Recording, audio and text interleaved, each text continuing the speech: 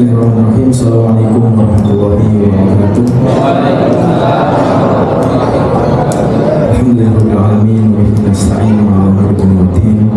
Wassalatu wassalamu ala asyrafil anbiya'i wal mursalin nabiyina wa habibina wa qudwatina wa syafi'ina Muhammadin wa ala alihi wa ashabihi ajma'in.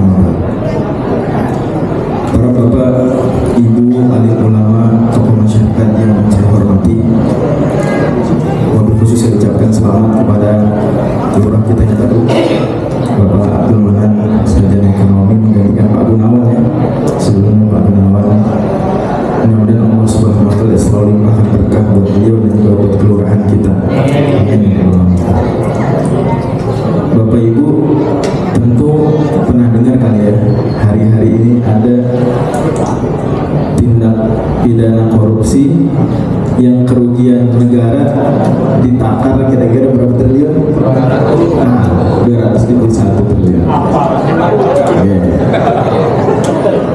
Berapa Bu, Pak? Berarti saya perlu luruskan nih. Jadi banyak orang salah paham, dikiranya korupsinya itu segede 271 triliun. Itu bukan dari korupsinya, tapi itu kerugian negara.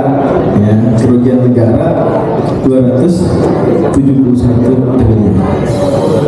Yang mana kalau dihitung, andai ada orang itu nabung sehari, nabung nih Pak, ya, di Bank Syariah Indonesia sehari 1 miliar. Tiap hari 1 miliar nabung, pergi ke Bank Syariah Indonesia nabung 1 miliar. Itu butuh 742 tahun baru tuh dapat 742 tahun. Itu kalau kita mundur 742 tahun, kita ketemu Syekhul Islam Ibnu Taimiyah, kita ketemu Al-Hafidz Ibnu Hajar Al-Asqalani, atau ulama-ulama yang ada di buku kitab-kitab kuning.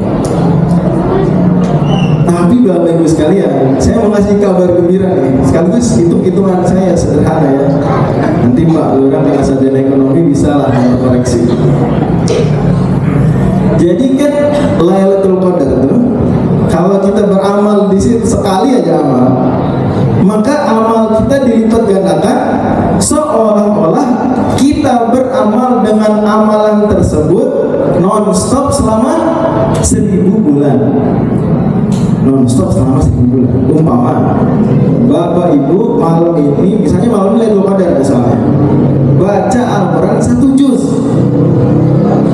Kalau memang malam ini malam Lailatul Qadar, maka amalan baca Quran 1 juz tadi akan dilipat gandakan, seolah-olah Bapak Ibu tuh baca Quran 1 juz, terus 1 juz lagi, terus 1 juz lagi, terus non-stop selama 1000 bulan.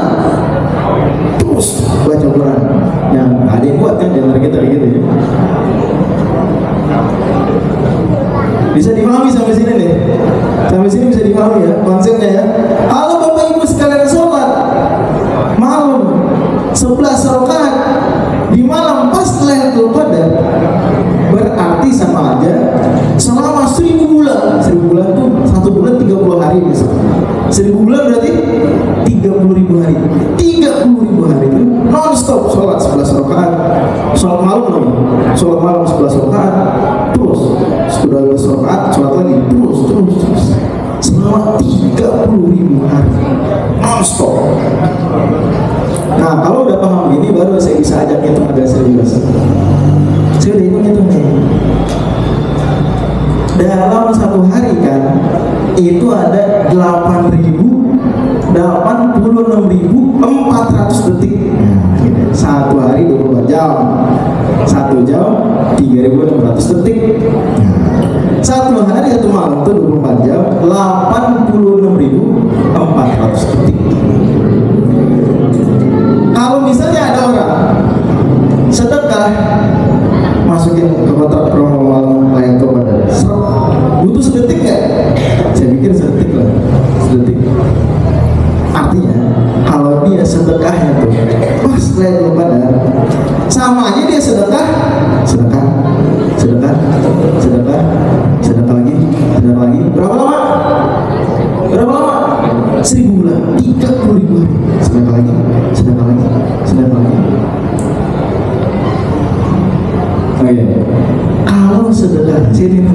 biar dapat 200 triliun.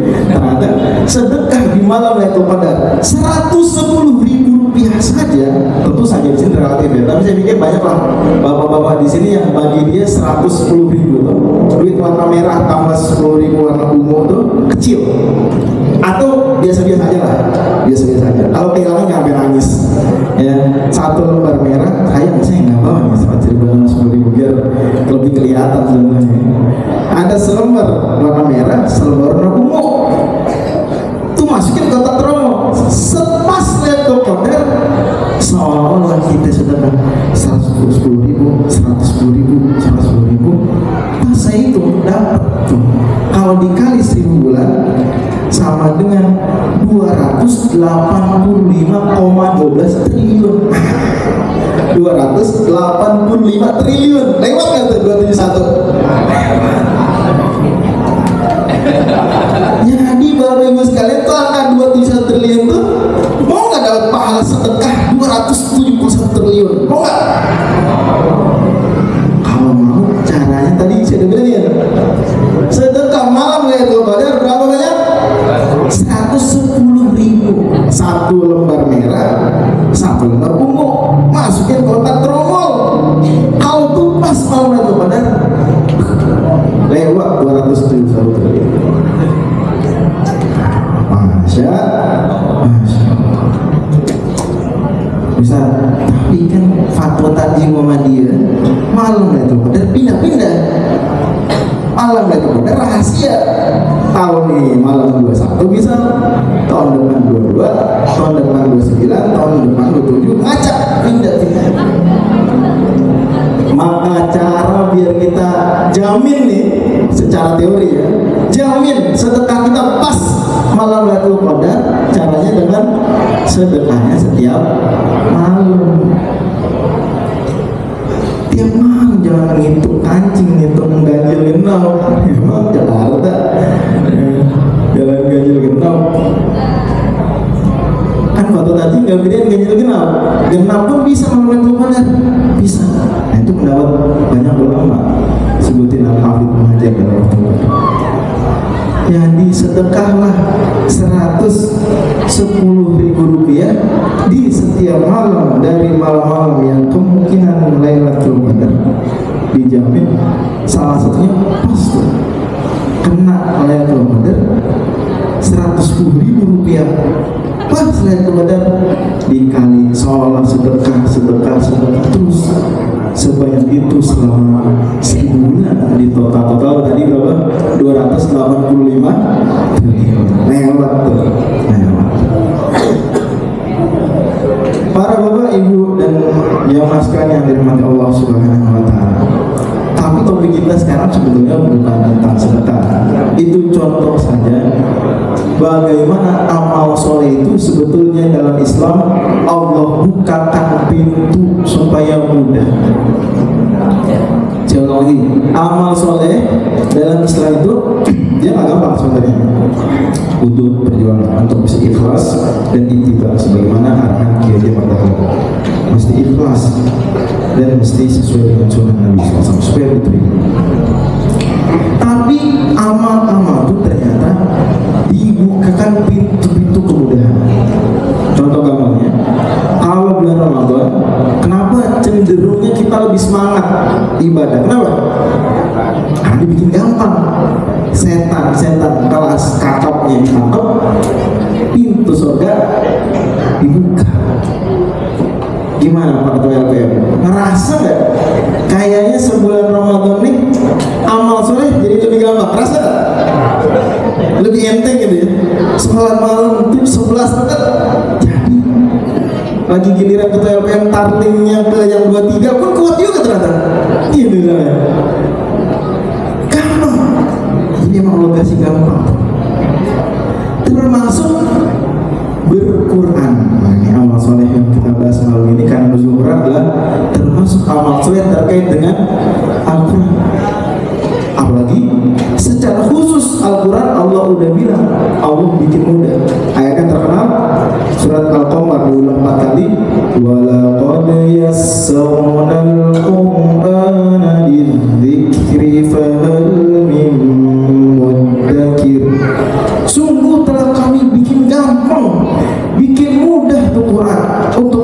dipelajari, diingat, dihafalkan, menjadi peringatan. Tinggal siapa yang mau ngambil kegampangan tersebut, kemudahan tersebut dimanfaatkan. Di zaman now berquran itu makin mudah. Zaman dulu kalau mau ngaji Qurannya gede, kertasnya burem, saya masih ingat SD itu Quran saya kertasnya burem, dari kertas coret-coretan ujian, ya, kertas burem warna abu-abu, masih ada di rumah. Ada di sini yang pernah ngerasain Quran kertas burem, tulisannya belum begitu cakep. Anak-anak sekarang kalau suruh baca susah juga. Sekarang Quran mudah, Qurannya dimasuk kantong, ada resleting, warna-warni, tajwidnya dikasih gampang. Lebih dahsyat lagi, Qurannya masuk apa? Masuk HP. Dan Quran masuk HP itu punya kelebihan. Di antara kelebihannya, kalau baca tuh, nih gak usah ikutin pendapat Muhammadiyah dulu deh, pakai pendapat mayoritas ulama yang mensyaratkan nyentuh mushaf mesti wudu. Kalau Muhammadiyah nggak wudu nggak apa-apa, ya. Itu juga pendapat sebagian mazhab. Tapi kan mayoritas ulama bilang nyentuh mushaf yang kertas mesti wudu dulu. Tapi hampir semua ulama modern termasuk Darul Ifta Al-Azhar Mesir bilang kalau Qurannya di HP meskipun belum wudu nggak apa-apa dipegang. Cakep kan? Cakep kan? Jadi sekarang kita kalau lagi desek-desekan di komuter lain, naik kereta di stasiun Pocin gitu ya, mau turun di stasiun Sudirman kan desek-desekan kalau pagi. Malah bulan Ramadan nih jam segini masih padat nih, jam segini masih padat, pulang harus ke Bogor masih padat. Daripada bingung, kalau kata anak muda gabut, daripada bingung ngapain gabut kagak bisa ngapa-ngapain, bukalah Quran, baca. Gak harus wudu loh, gak harus wudu, gak bisa alasan lagi sekarang. Aduh, aneh belum wudu nih, batal wudunya. Gak bisa alasan sekarang. Boleh. Susah apa gampang? Baca Quran di kereta susah apa gampang? Tinggal kemauan. Ngantri di kelurahan misalnya, ngantri apa? Terakhir saya ngantri di kelurahan, ngantri bantuin mahasiswa pindah dapil, pindah apa tuh? Pokoknya nyoblos di tempat nyoblos, kan banyak masuk dari daerah. Ngantri. Itu terakhir ngantri di kelurahan tuh. Ngantri ngapain biasa bapak-bapak ibu-ibu? Ngapain? Kalau ngantri? Ngantri ngurus apa di kecamatan, di kelurahan. Kalau ngantri ngapain biasanya?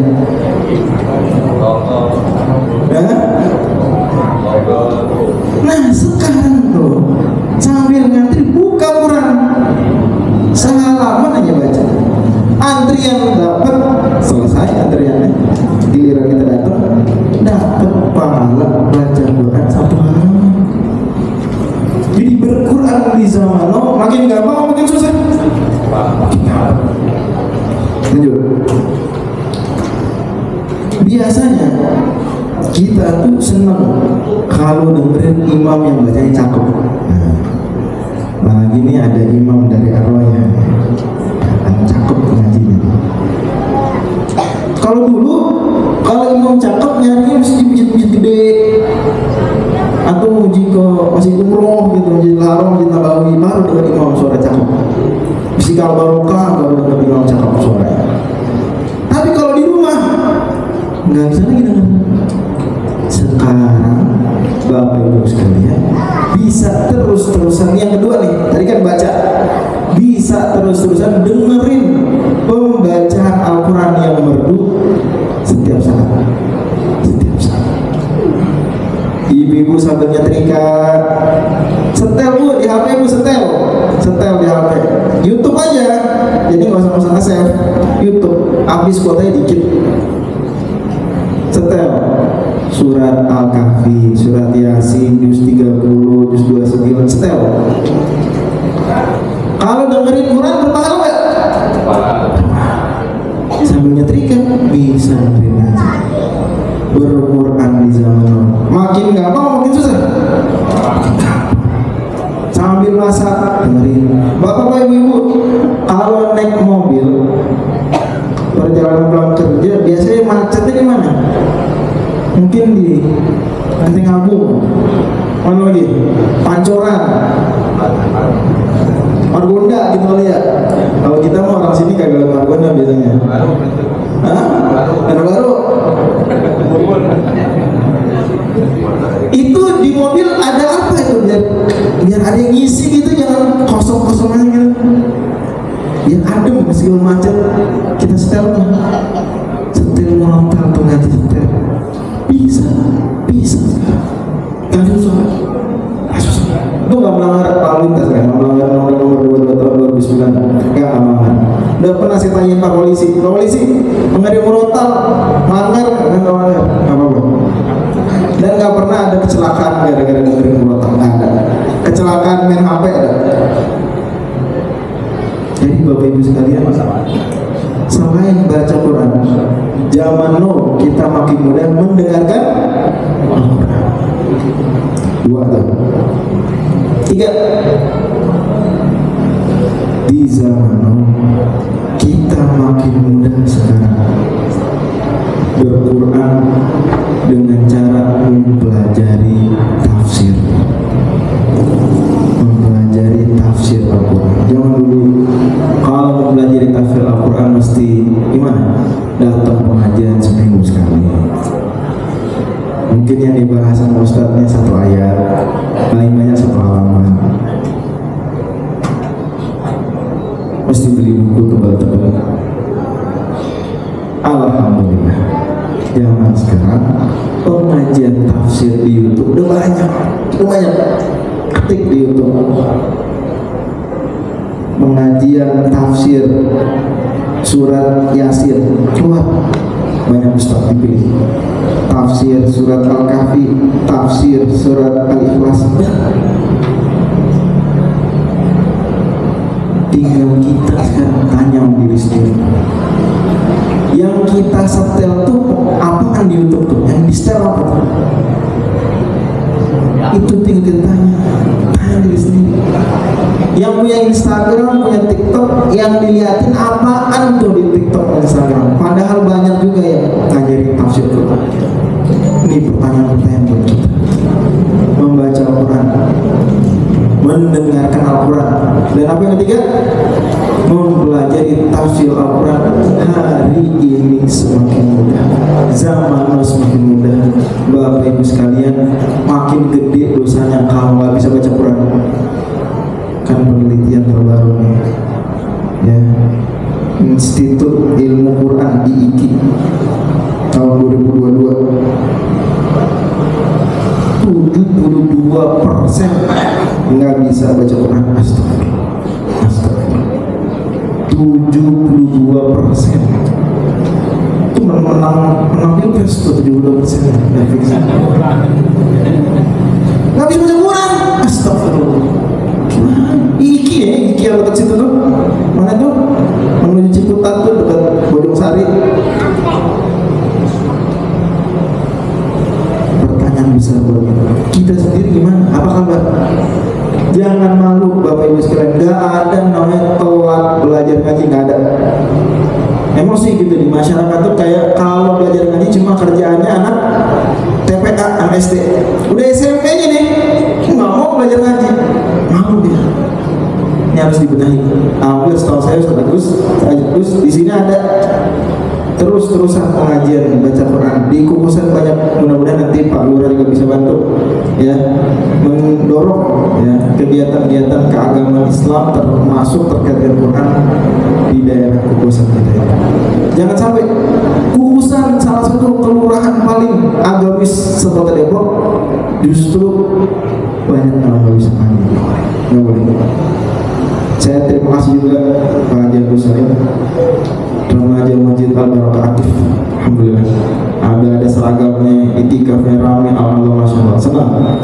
Fokusan memang mudah-mudahan terus diberkahi. Tinggal remaja-remaja masjidnya, yuk bantu semarakan anak-anak muda di daerah sini semua bisa baca Quran. Jadi 3 tadi, 1 membaca apa? Quran. 2 mendengarkan. 3 memahami tafsir. Mudah-mudahan Allah Subhanahu wa taala bimbing kita, ampuni salah-salah kita, berikan kita taufik agar benar-benar kita menghargai dan menghormati turunnya Al-Quran, nuzul Quran dengan cara semakin kita berquran, yang mana makin zaman makin mudah berquran. Amin ya rabbal alamin. Mohon maaf kalau kurang berkenan. Terima kasih banyak. Nasallallahu wa ta'ala wa jalla. Amin.